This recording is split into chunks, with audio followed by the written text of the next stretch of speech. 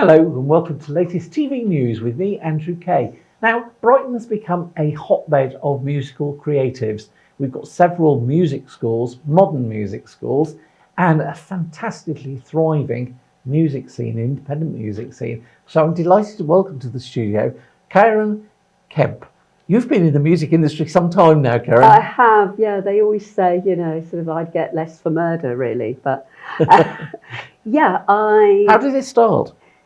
Well, strangely enough, way back when I was a kid, my dad was a musician. He had a big band. Right. In the days when you had big bands. And so I was sort of immersed in music then. But, and I used to sing, although I used to sing secretly, because my father was a bit of a difficult man. And and I used to sing around the house. And the situation came about that I used to belt it out, at home. And my father shouted up at me, "Stop that awful noise." And I lost my singing voice. For someone like me, as you well know, because you've known me for so long, very outgoing, never ever affected by what people say, but this really got me. And so I didn't sing live again for 50 years. I know. That's terrifying, isn't it? Was he jealous? Was he didn't want you in his industry? He used to love to live sort of through what I was doing, whether it was when I was acting or BBC or whatever. He used to love all that. But he's not with us anymore. He wasn't a very pleasant man, and he wanted to be kingpin all the time. And Right. I think that was a lot to do with it. But recently, I did a live set. I was talked into doing it, and it went very well. Done a couple since, and I'm about to join a brand new band, which is coming out, and I'll let you know more about that at the time. But so it started very, very early. I wanted to be an actor, and I was an actor until I had my daughter. Mm-hmm. And then I decided to take some time out. And all the time, I just loved music, loved listening to radio.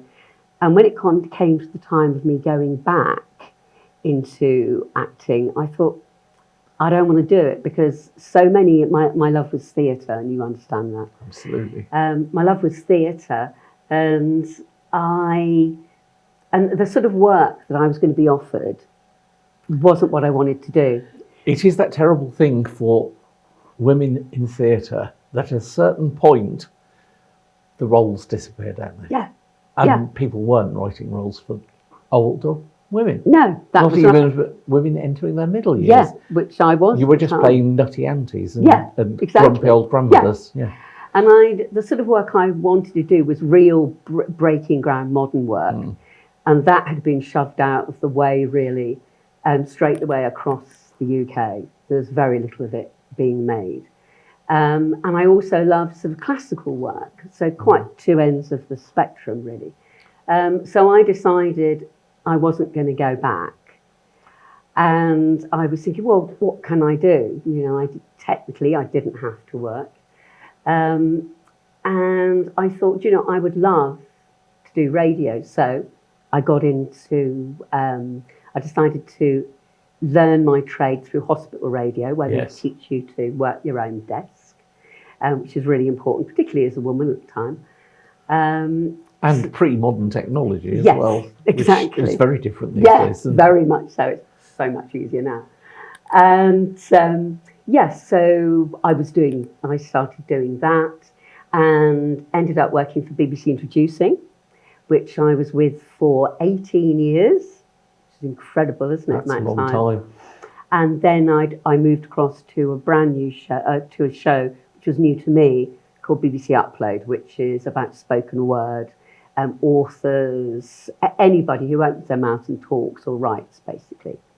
But through my work at BBC Introducing, it sort of came to me through talking to young musicians in particular, that it's really, really difficult to get PR for your work because the quotes that they're given and still given are just ridiculous. And I Yes. thought, well, okay, I'll do bits and pieces for some of these bands.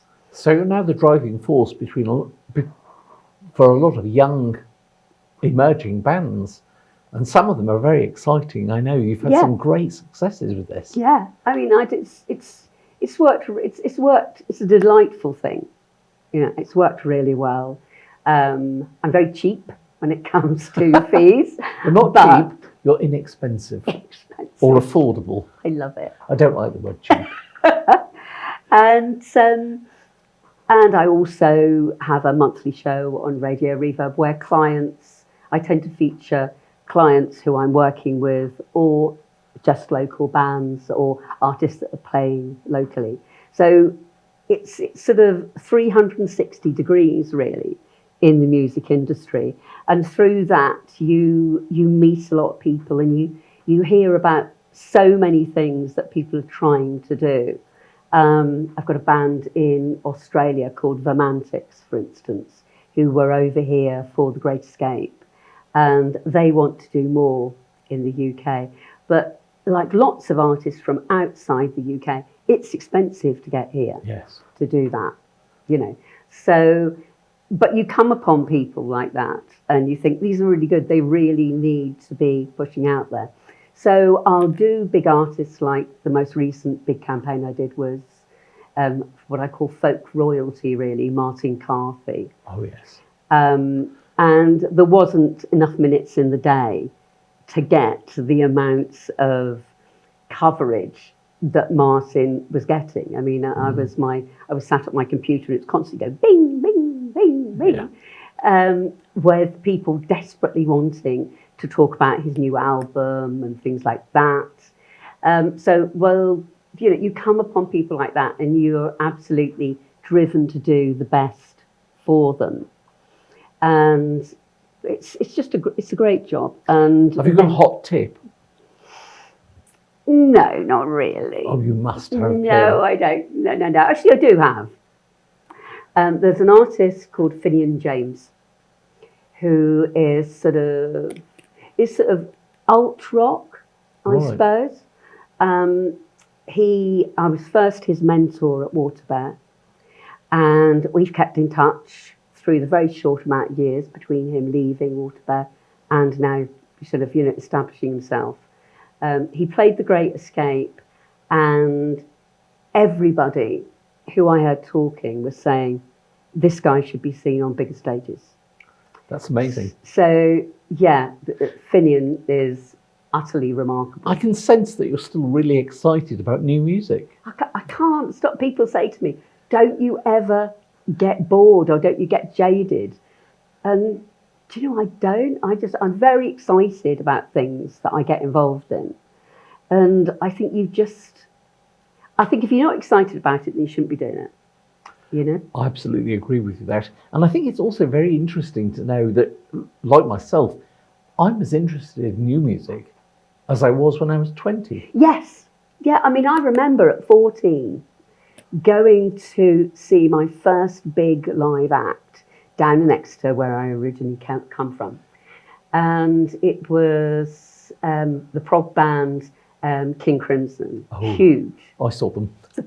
Amazing. weren't they? Liverpool Stadium.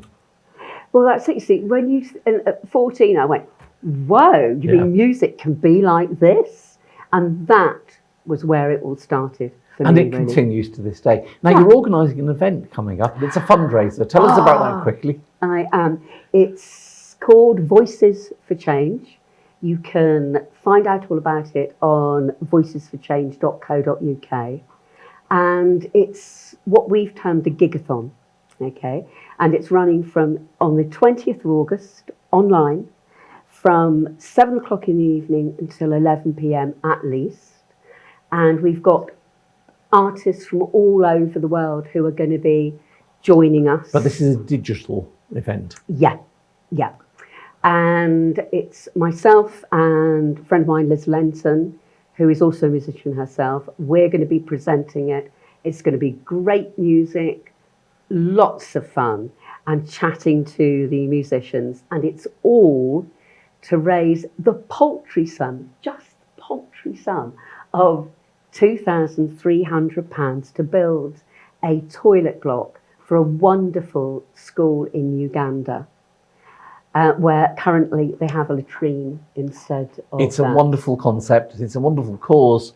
And I know personally there are friends of mine out there who could quite easily write a cheque for £2,300 and not even notice. So even a small amount will help. It would. I mean, if you go on to voicesforchange.co.uk, you can register to join the podcast as it's going out, to watch it, and you can come into it anytime. You don't have to stay from 7 till 11. And there's a £5 charge just for joining. But I am going to be asking people for donations all the way through. You're warned. Brilliant. And yes, so thank you. Tune in and watch that. The address will be on the screen for you. Thank you for joining us today, Karen. It's always lovely to see you, and I'll see you very soon at the theatre, I'm sure. Yes, thank you. If you have a local news story you would like to share with our viewers, please email us at news@thelatest.co.uk. Thank you for watching.